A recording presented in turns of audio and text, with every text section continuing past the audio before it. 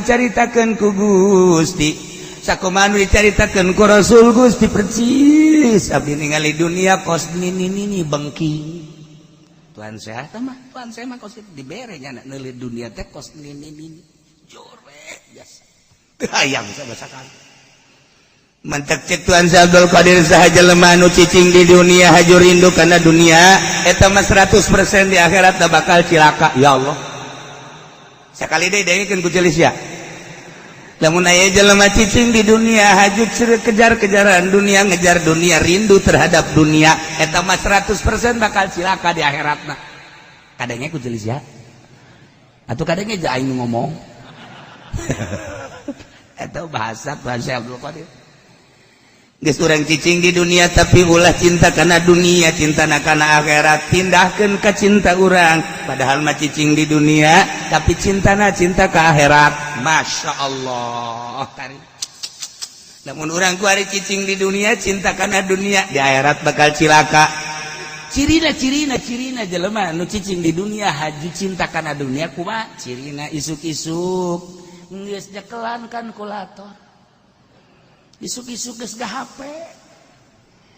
Tas salat lain istighfar HP. Mawa susur mah henteu prihatin lamun tinggalin susur tapi tinggalin HP mah mau sedih. Aya kabeh kan?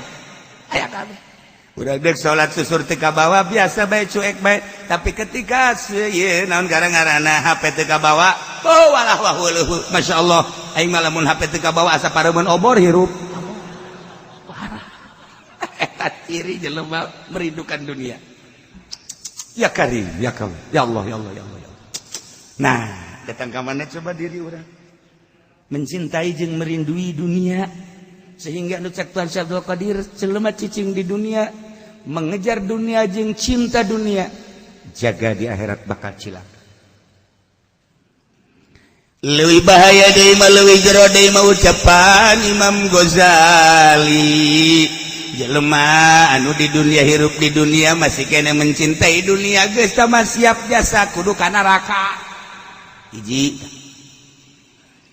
Ketika jelema hirup di dunia kuari mencintai akhirat lantaran aya sorga eta ge antara neraka jeung sorga. Oh Imam Ghazali mah parah jasa ieu mah. Parah jasa. Anu salamet kumaha tuh? Nu salamet mah jelema hirup di dunia ulah resep kana dunia, ulah resep ka akhirat. Sorga aya bidadarina jeung kanikmatan ulah pake ka resep tambah sapira makhluk. Hiji bae dipake ka resep teh dunyana Allah arang beres. Aduh dicaritakeun unggal minggu ge tetep bae. Nu jadi hayalan teh dunia keneh, dunia keneh. Karena beres gaji ulah cinta dunia. Aju minta doana cenah kiai kula supaya bisnis kula selesai tangkorak sia berenang. Karena beres dari takdir ulah cinta dunia. Aju kiai da kumaha tuh ngadoakeun bae. Nya ge kadang-kadang perpuluhna. Kiai goblok. Kiai goblok masih di perpuluh keneh bae. Waya ngadoakeun bae jalain duniana nu jore mah wala tansa nasibaka minad dunya. Cinta terhadap dunia. Nah, urang sebagai khalifah ini jailun fil ardi khalifah. Dijadikeun khalifah teh titah urusan dunia tuh pertanian urusan, tuh gunung urusan, tuh perekonomian urusan, tah negara urusan. Tapi ulah mencintai urusan henteu pernah Kangjeng Nabi kadatangan jelema nu tani titah eureun tanina malah survei Kangjeng Nabi ka petani-petani sing bener tanina. Penting awas ulah cinta terhadap dunia. Allah Kangjeng Nabi ka pasar, Kangjeng Nabi nyaritakeun sing hade dagangna, lain eureun dagangna sok pajukeun, jang ngabang, sok jang syiar moal bisa perang tanpa aya perekonomian. Sok nu dieureunkeun ku Kangjeng Nabi sugan dagang kita eureun ibadah bae ka Gusti Allah henteu. Nu dieureunkeun ku Kangjeng Nabi sugan petani kita eureun henteu. Nu dieureunkeun ku Kangjeng Nabi tina nagara terus. Tetapi kade ulah mencintai dunia, urus dunia. Ketika perang modalan tah perang, ketika ngabangun syiar modalan tah eta tah titah kos kitu tah. lain berarti haji orang cul eagle lepas dog salah tentu kita ngomongnya si betulnya naho tah eta kos sekarang itu jadi urang urusan khalifah urang tok urusan urang dagang sanggesa dagang untung masyaallah ya duit ya alhamdulillahirabbil alamin sanu keur ngabangun masjidnya oh itu tuh awas ya salila di aing aya keramik bagian aing kenteng bagian aing semen bagian aing pasir bagian aing tah anu ngabiayaan tukang bas geus bagian aing ai kami mana geus ulah sia mah milu bae jeung aing ke di aing loba keneh duit tah eta kos kitu kan mantep ngadengena ngeunah hengge ngadengena buktina jauh mana kita keramik bae hese oh keramik bagian mang haji ayo ukur bae geus ukur aya sabaraha ieu teh mang haji teh geus besi aya nu rek nyumbang teu lah ka aing bandari geus aya cenah ieu aya setengahna mang haji jakabehna ieu kan aya 1000 meter ieu geus aya kabeli 400 meter deui mah nya nu 600 kabeli 400 kabeli bararodo sia mah neraka jahanam ya Allah ya Rabb dunia sing ada jadi dunia mah hina dunia mah ijid dunia mah sekejap nu sarugi nu kamari tuh lu nyana kuari geus paeh tinggalkeun kamari tuh pamajikan si itu tuh gelis jasa wari kemana mang haji paeh tinggalkeun itu mobil saya itu mobil mang haji anu wari kemana paeh tinggalkeun hari itu pet anu sabae nya lo mah jenderal wari paeh jenderal ge jang modar sarua itu periwit sa polisi periwit ngagantung jelema mana atuh kan di periwitan jero kuburan tratrit kami ditinggalkeun dunia tah sok randapan gerak urang jaheunya dunia nu urang aya keneh ge duit nu kamari poe ieu eueuh nu ieu aya ge isuk bakal eueuh motor kitu keneh geus sabaraha kali gontor oh geus sabaraha kali ganti ternyata hari kos kitu dunia mah ngitulah mobil yang motor ya tanah dan lain sebagainya kadang jadi nu urang jadi nu batur kadang jadi nu batur jadi nu urang oh ieu dunia tinggalkeun paeh ditinggalkeun sekejap jabatan nu kamari jadi presiden kuari geus eueuh kamari jadi menteri kuari geus teu kamari jadi gubernur kuari geus teu jadi bupati geus teu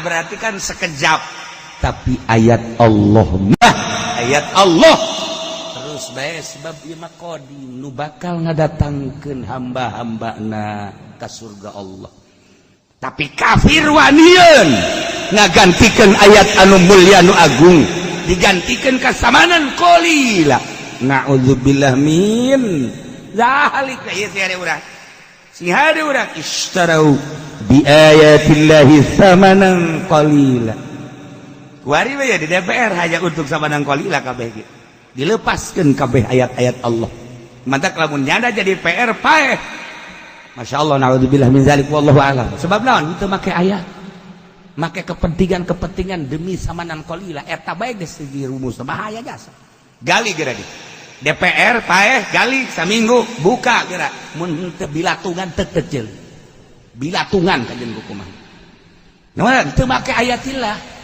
istarau bi ayatillah samanan hanya demi samanan qalila jan atuh lain DPR bae sia ge sarua bae nu ngridit eta teu make ayatillah ayat Allah ngaharamkeun riba teh nu kos kitu tapi demi samanan qalila yang boga mobil tah yang boga mobil teh samanan qalila kajeun lah ngeridit ge ulah demi samanan qalila paeh lah dia sate sia kajeun buku sate embes seungit sate sia masyaallah dari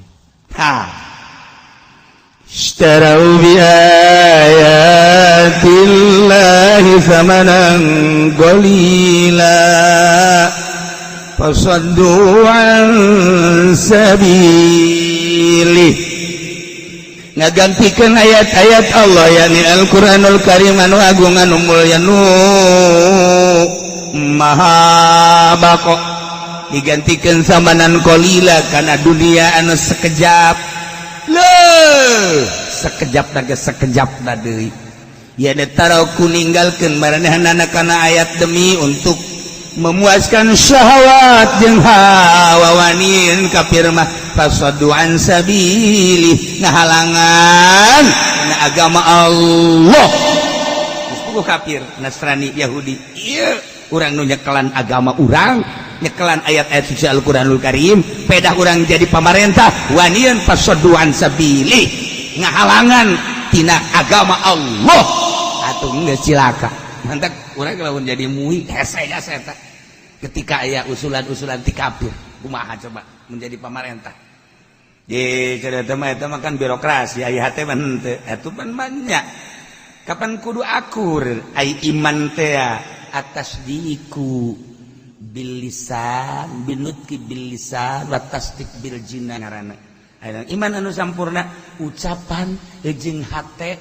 jeung pagawean akur cek urang Karawang mah ceplak jeung tapak akur iya tuh saya papan ceplak doang tapak mah henteu tah kan kos kitu ya besi bae nu ngomong ke kitu teh makan sekala kadar birokrasi cek jai hate me inkar tanda tangan bae ieu teh tanda tangan teh pagawean ngaranna ngaridoan mata kurang kudu sasalaman ge tasafahu baina rijalikum sok sasalaman namun memang ieu waktuna bagus namun memang kudu sasalaman kurang duaan sasalaman eta teh ditanya ya Rasulullah aya sasalaman naon sasalaman teh ngabuktikeun hate urang eueuh nanaon jeung manehanana dibuktikeun secara simbolis ku sasalaman tek masyaallah kan komo urang Arab blak blak blak ya Allah tambah deui urang Arab anu selon jeung tarang blak muncul nur bisa lagi ya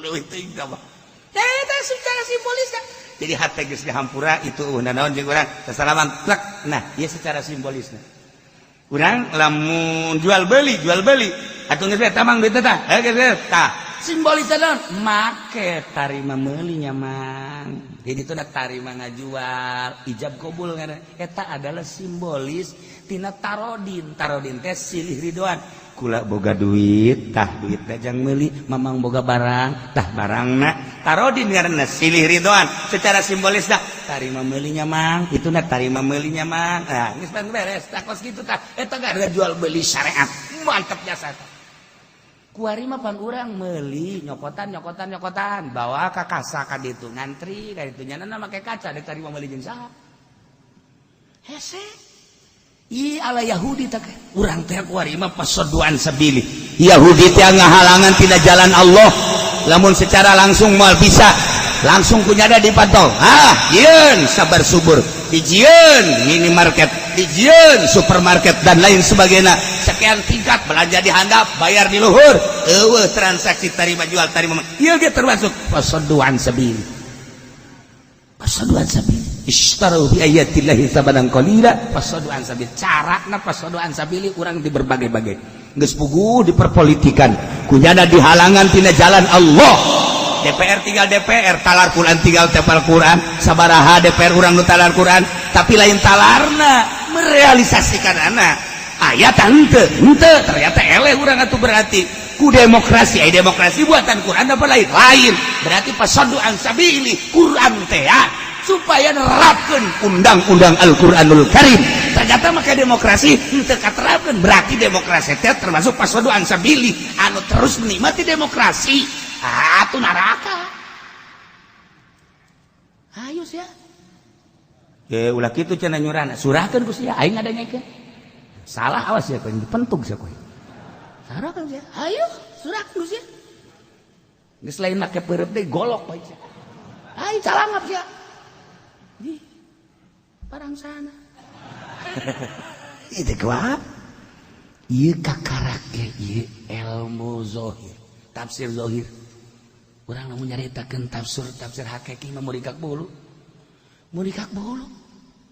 tafsir teh kapan aya tafsir zahir padahal ieu kabeh ieu Jalalain Sawi Ayatul Ahkam kemudian gitu tafsir naon gitu ngaranna Qurtubi tafsir berbagai eta zahir tapi lamun ayat tafsir Syafi'i anu mengarah kana hakikat tafsir hakikat aya karangan Imam Syafi'i ayo Imam kitu Maliki tafsir hakikatna masyaallah tuh aya bahasa sababaraha naon kitu ngaranna sababaraha sahabat anu nafsiranana langsung make hakikat.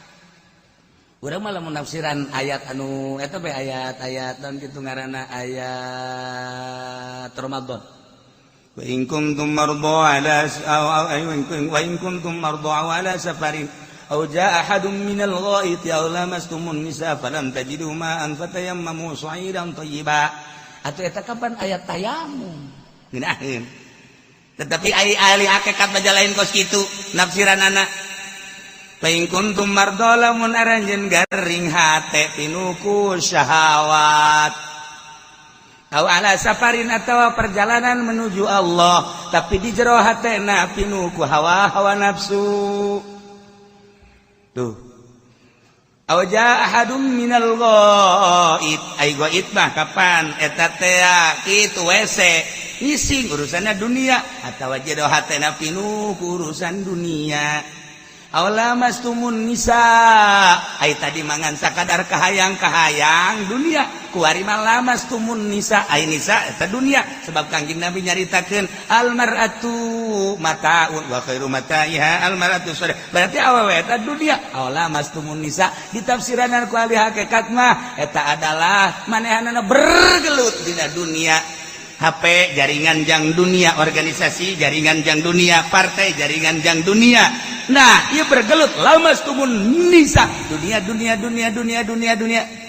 Dalam tajidu ma'an hajun temanggihan jelema ma'an teh cai tapi jelema anu yang ngaluruskeun ya ne Kangjeng Nabi teka zamanan Kangjeng Nabi ma'an teh balam tajidu ma'an temanggihan Kangjeng Nabi sahabat temanggihan ka sahabat tabiin temanggihan ka tabiin jang ngaluruskeun anak guru mursyid balam tajidu ma'an teka pagi jeung jelema-jelema nu ngalempengkeun ngabersihan kolbu fatayammamu sha'iran thayyiba.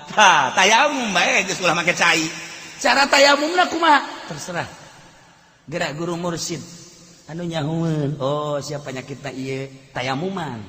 Nah, Haji Pendi, ya, kadieu, sia kadieu. Nyokot lebu.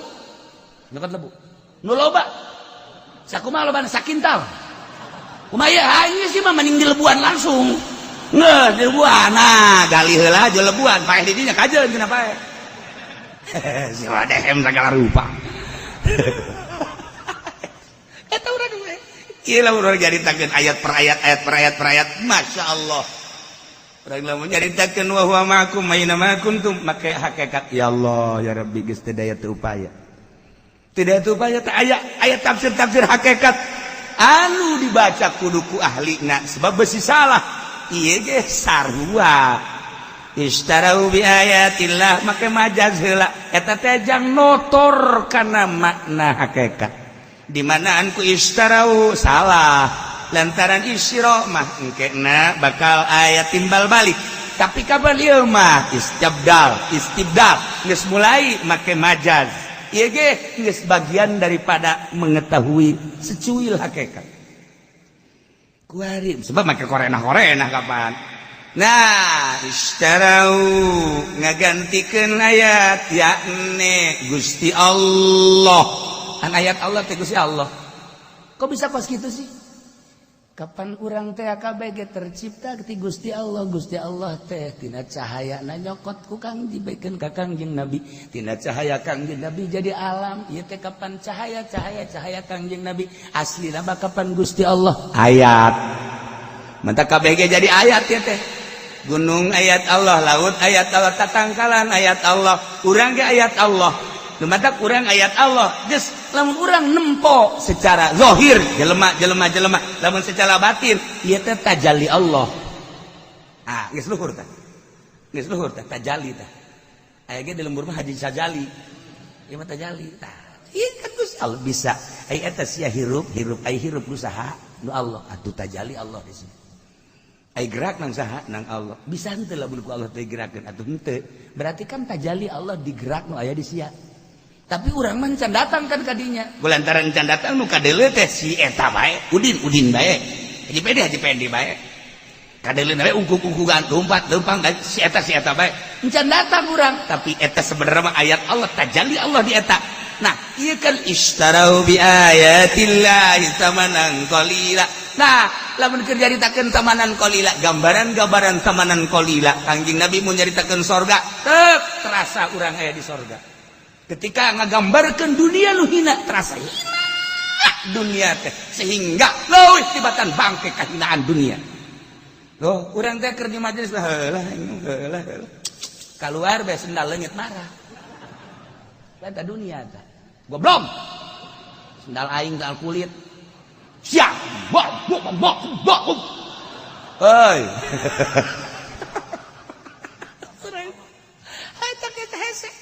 Istarau bi ayatillahi tamanan qalila. Batak bastur bisa nafsirah dia. Bisa nafsirah itu tafsir kosmik masih zahir kene. Na yalah fasaddu an sabili, ngahalangan tina agama Allah. Di mana maneh cicing? Di pamarentahan maneh teh ayat Allah, kunaon atuh ayat Allah? Kok bisa henteu make karena ayat Allah? Nah iyalah bagian siksa. Mentak kadeuleu ku ahli-ahli Allah mah jelema-jelema anu henteu make ka ayat Allah. Sebab naon? Henteu batin, zahir ku ahlina mah. Ku ahlina mah zahir. Bahkan ka ambe. Ka ambe lamun jelema cinta jasa kana dunia teh mentak bisi aya kiai misalnya datang urang kieu bae. Kieu bae. Pos kula lamun datang haji teh kieu. Aja teu kuat. Keur mah hatena dunia kelek deui. Aja teu mandi deh tadi. Aduh. Emang meureun penyakit bau badanna aya teu keur ieu teu leuletik. Bau. Sering ahli Allah mah gitu. Sok besi zara misalnya ka Habib Lutfi aja Habib eta mundur deui eta geus kaambeul. Geus kaambeul. Aja Pendi ka Jakarta ngandeuk naon kitu ziarah ka Habib Lutfi malam Salasa kan sok aya di Jakarta. Habib Lutfi na aya tapi ngonci maneh. Ngonci maneh taek geus. Terus assalamualaikum, waalaikumsalam. Sora no. Ditungguan datang ka subuh cak Habib Lutfi aing mah kajian salat qadha daripada magian nyana. Qadha. Eta kunaon eta? Ka ambet dijauh kene saanu datang ka ambet. Di ieu ulah sangka masyaallah lain saeutik wali-wali Allah anu bisa ngambe. Dek datang hiji jelema almarhum Abah bae. Aya hiji jelema susah jasa. Kunaon teh Abah nungguan bae di lawang teh. Oh begitu datang. Nih, berarti sakulah nya keur nungguan ieu. Bener bae. Oh, padahal mah jelema susah. Geus lila karek ngobrol. Bah, kok eta disabut itu hatena bersih. Cak nya jelema biasa. Aya deui kadatangan kiai, bebeja heula malah mah. Nah, kiai anu dek datang, oh iya teu naon, barang mau datang ka dieu hees bae. Abah eta kitu ge Abah. Heh, beda udangkeun bah aya tamu kiai anu. Diuk bae. Oh, balik deui ka dieu. Ku ibu teh kan titah diurangkeun Abah sia urangkeun tuh aya tamu diurangkeun bah tamu teh titah diuk bae balik deui ka dieu. Kesel urang kaudangkeun anak ieu mah teu beda jeung si ieu. Gura tak kaambe lain sosok kiaina tapi batinna terlalu cinta dunia hangru kan bau.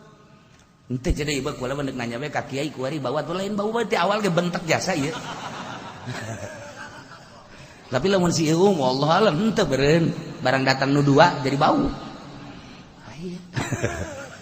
Tah samanang qalila laletik. Hina bau.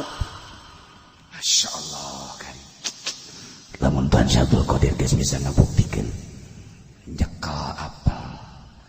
Dititah dicekel ngurucut getih dek sanu daek ngadahar apel ku raja titah dicekel dia cekel dipencet kieu keluar getih berarti kan ieu apel menang meuli duit ti nagara eta teh kan getih rakyat masa kiai menta ka nagara pake ngabangun majelis nu mentak baueun kiai ngabangun pondok duitna ti nagara baueun lajeun kumaha ge santai teu betah.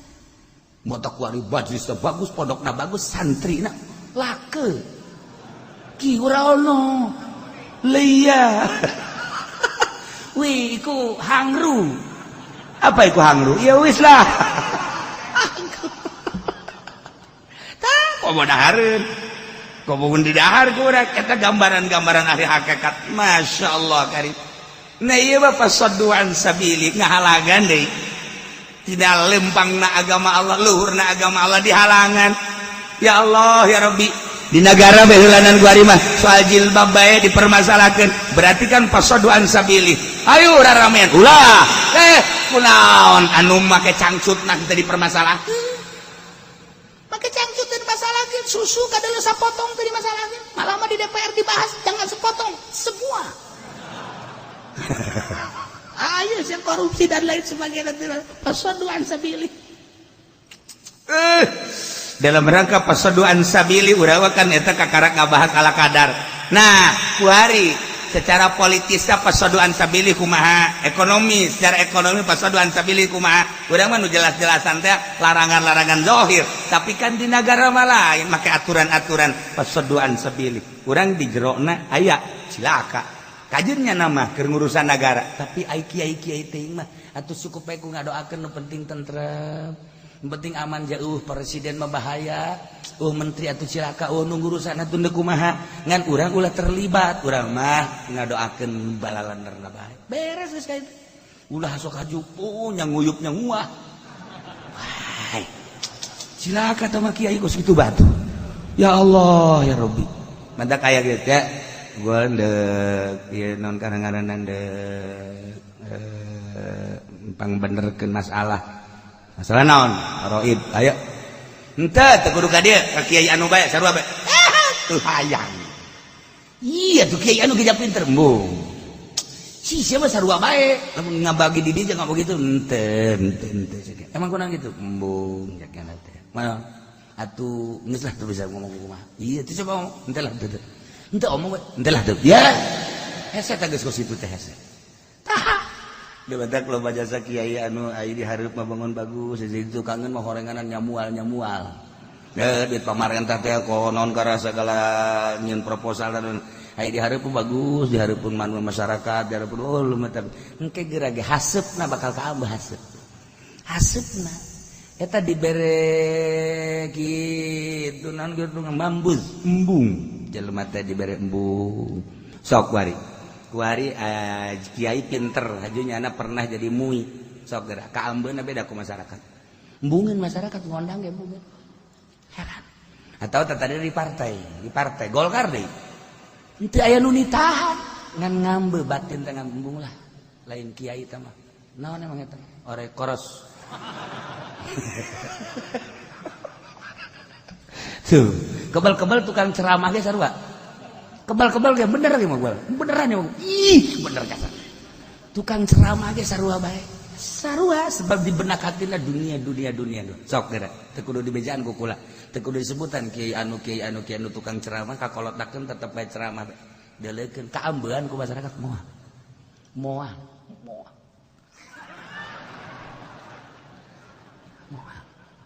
sebab dah tidak dia beneran lain ceramahna hubud dunia sok di Bogor aya ka kiai anu tata dina hebat pan ceramahna terus bari daga kolot teu nu ngundang ngariung aja dah cenah kiai mah ngomongna ngariung bae emang hayang kita mah gambaran goblok sia kita mah gambaran sama oh di Cianjur wah udah sekolah kan baheula mah santren di Picung aya teh kiai hebat santrina keur zaman kula di Picung aya 200 hebat kabelah dia ceramah kuari santri eueuh nu ngondang ngariung jelema jag-jag keneh di Sukabumi kula pernah masantren di Sukabumi 2 tempat aya teh hebat teh kiai di Sukabumi zaman kula par kabelah dia masyaallah pernah ka dia mah sekali nyaritakeun eueuh santri eueuh pangajian di Garut atuh bojoku orang Garut tuh